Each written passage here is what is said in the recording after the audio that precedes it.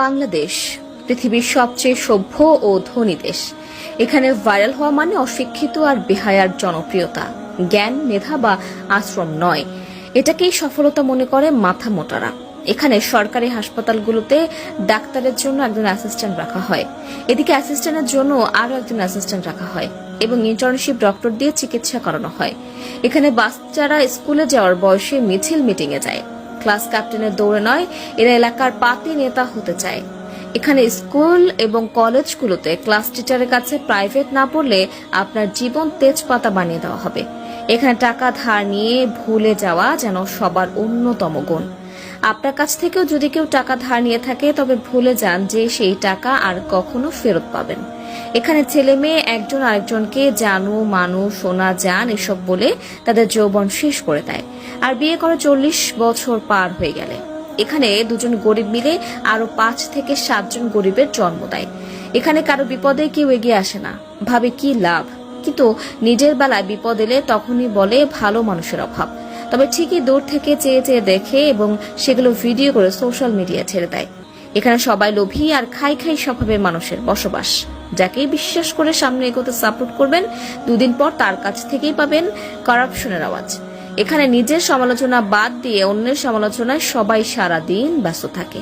এখানে শ্রমের যথাযথ মূল্য পাওয়া যায় না। এখানে শিক্ষিত মানুষ সম্মান পায় না।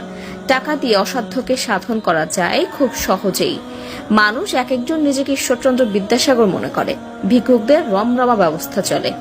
এখানে সবাই বড় হতে চায়, কেউ মানুষ হতে চায় না। এখানে মানুষের কথাই নেই সহানুভূতির গন্ধ। এখানকার মানুষ নিজে বাস থেকে নামতে চায়, নিজের বাসার সামনেই, কিন্তু অন্য কেউ নামলে বলবে বাস কি ভাড়া দিয়ে কিনে ফেলছে নাকি, বাস স্টপ ছাড়া থামবে কেন।